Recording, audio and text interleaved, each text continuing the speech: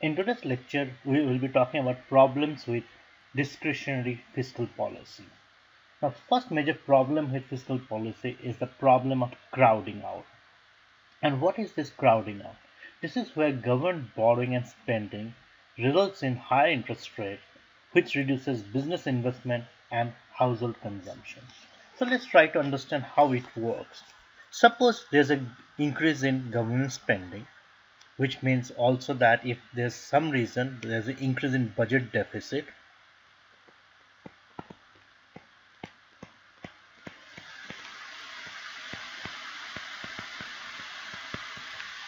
which essentially means that government is borrowing. So increase in government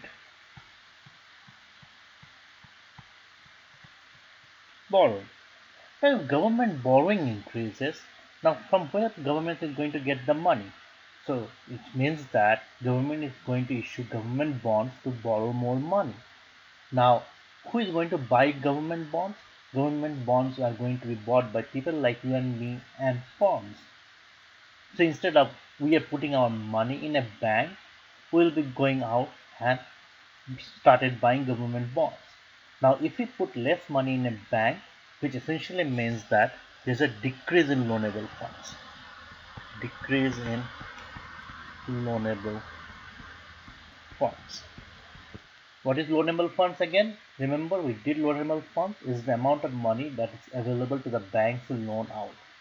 Now, when loanable funds decreases, what happens to interest rate?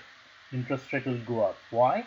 Because now banks really don't have a lot of money to loan out, so they will start raising the interest rate. So interest rate increases.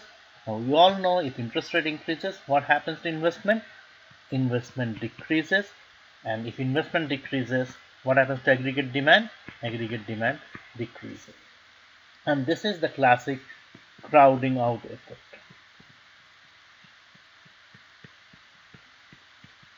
So here government expenditure is crowding out private investment through increasing interest rate. So crowding out works as a dampening effect of the multiplier effect. Otherwise, think about if there is no crowding out effect, we can always keep on increasing the aggregate demand by increasing the government expenditure. However, if we can keep on increasing government expenditure, that means government will start borrowing, which essentially means that we'll start crowding out private investment. As a result, it will have a dampening or negative impact on the economy. And that's why fiscal policy is tricky, and it's also a problem because often government expenditures have serious crowding out effect on the economy. As a result, increased government expenditure may not help the economy, but rather it might negatively affect economy through crowding out. That's one problem with fiscal policy. There's another problem with fiscal policy, that's long and variable time lag. The problem is that it can take time to enact fiscal policy. Why there's a time to enact fiscal policy? Why there's a lag? Because there's a recognition lag. Because it takes time to determine that a recession has occurred. Mind you, we never or nobody can predict a recession when it's going to start.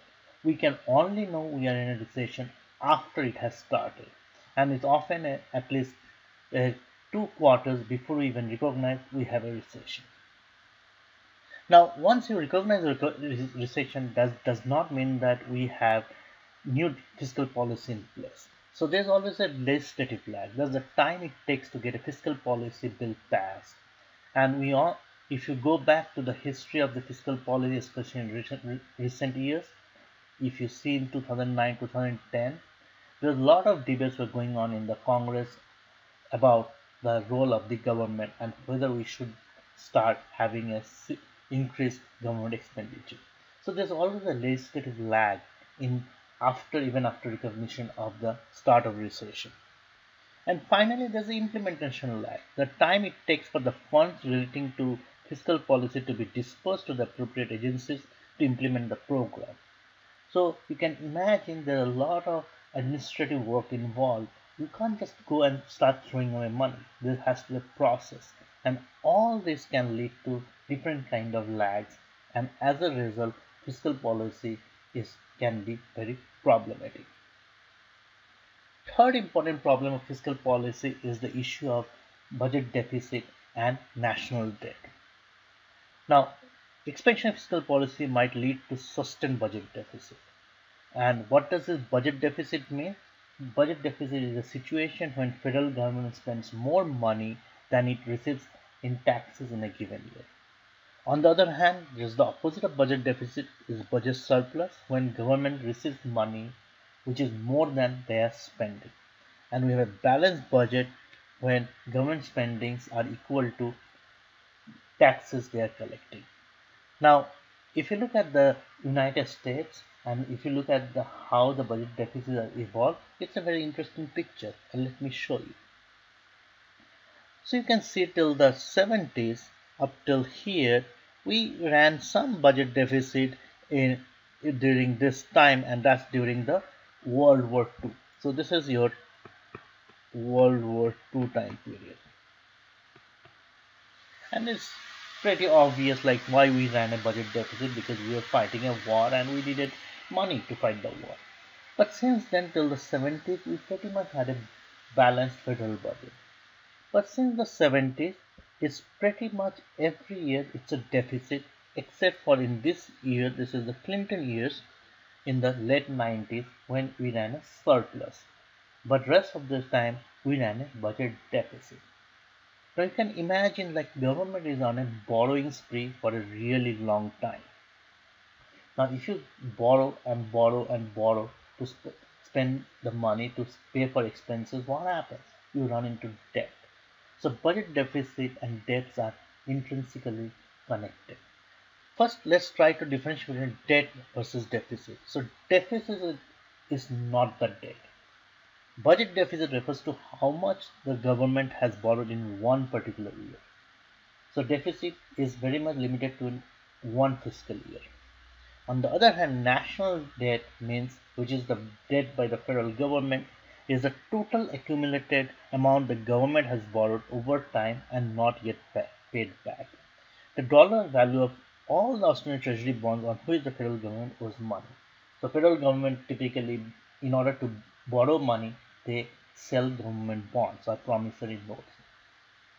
So you can imagine, like because of sustained budget deficits, we are now running a huge national debt or debt by the government of the United States.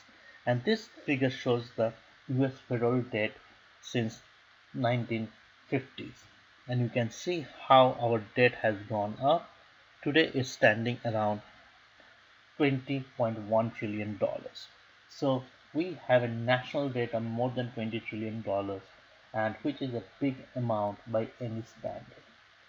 However, the question is this: should we go for less debt and less budget deficit?